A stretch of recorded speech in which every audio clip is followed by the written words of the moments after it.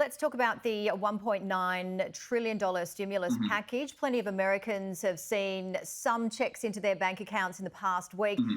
Some undocumented migrants are being excluded. Can you give us an update?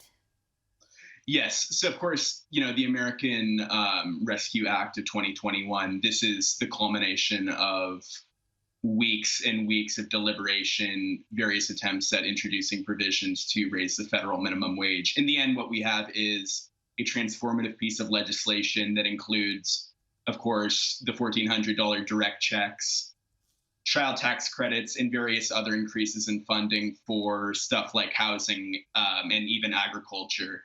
This is a very important piece of legislation, naturally. But of course, as of this all, there are serious questions with regard to equity and distribution. We've heard reports with regard to undocumented immigrants being excluded from the final provisions of the legislation. Then just various issues with regard to, what we would describe as people who are underbanked, people who do not have reliable methods of receiving financial services. And of course, for them, especially because people in this category tend to be low income and very much in need of, immediate relief. This is a particular concern. The IRS, I believe, from what I understand, people who have not received checks yet should expect to receive them in the following 4 weeks or so.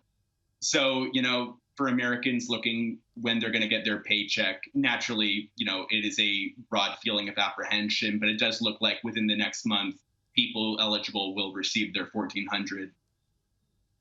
And we are hearing that also maybe in the next 60 days it will go out also. But what are people saying? Is it enough? Is it too Mhm. much? There's been a lot of discrepancy between the Democrats and Republicans on this. Mhm. So one of the most interesting aspects of this is that, on one hand, no Republican member of Congress voted for this legislation to provide relief to their constituents. But when you look at actual public opinion polling among Republican voters, this plan by Biden and the Democrats, it's wildly popular. I believe I saw polling from Politico and Morning Consult and also from Data for Progress showing majority support among Republican voters for the provisions of the American Rescue Plan Act. So, with regard to this, there are certainly people who understandably were concerned about it being 1,400 as opposed to 2,000. But as things are going in, most estimates from reliable public policy centers, most estimations, suggest that this will see and result in a pretty substantial decrease in material deprivation, at least in the short term. And the child tax credit relief for the year of 2021, this is going to, by some estimates, dramatically cut child poverty in America. So there's certainly room for debate as to whether this was enough. But I mean, unquestionably, this is essentially the most progressive piece of legislation passed in the last half century by the metric of, actually helping working and ordinary people. And we have, congressional progressives, in particular, Senator Bernie Sanders and Representative Pramila Jayapal, to thank for this. Yes, it's certainly a huge stimulus package. Let's get to the COVID situation. And US President Joe Biden has delivered on his promise to have 100 million COVID vaccines administered within his first 100 days in office. So it's a bit of a milestone there. Oh, yeah.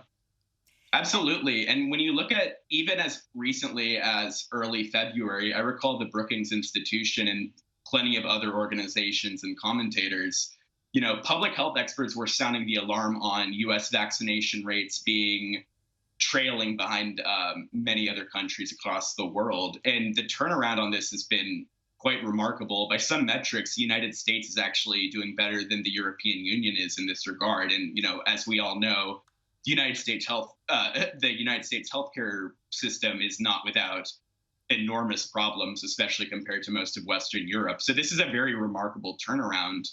There's absolutely cause for optimism. The efficacy rate of all three of the approved vaccines is, showing remarkable promise in finally defeating this, scourge of a virus.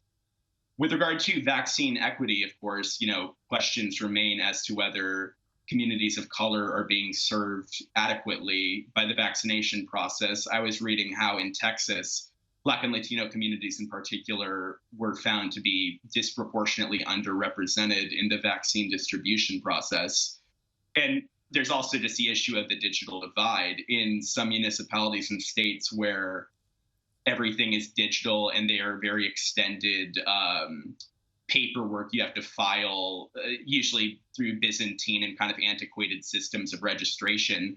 A lot of older people who, are not as acclimated to the realities of digital paperwork, as I like to call it, there's a lot of issues regarding that. I was reading that in New York City that a lot of seniors felt that really excluded during the process. So naturally, there are a lot of serious issues with regard to vaccine equity.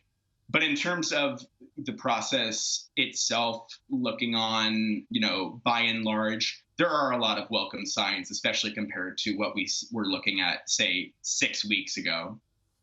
Certainly it sounds that way, but then in contrast, just reading this morning, leading infectious disease expert Anthony Fauci warned that the COVID-19 variant first documented in the UK is a growing threat to the US, but certainly something to watch out for there. We've got to wrap it up, but just quickly, you're in Los Angeles. Can you tell us how the mood is? It's around 17 degrees Celsius at the moment, getting into the warmer weather, social distancing still around. Tell us what it's like there.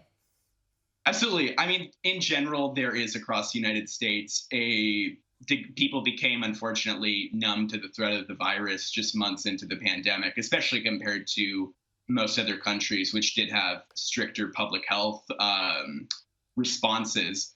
I do feel that there generally is a feeling of optimism and that the vaccine will serve as a panacea to all our issues. And I mean, I would personally urge caution there. We still need to have, very serious public health measures in place. You look at places like Michigan now that's, I believe, is seeing a spike because of the B117, the UK variant, to the best of my knowledge. But in general, there is a feeling of optimism that there will be light at the end of the tunnel and, that by summer, things will look pretty much as close to back to normal as we could reasonably anticipate and hope for. Yep. Fantastic. Well, thank you for coming on to Weekend Edition and all the best. Thank you very much. Thank you. You too.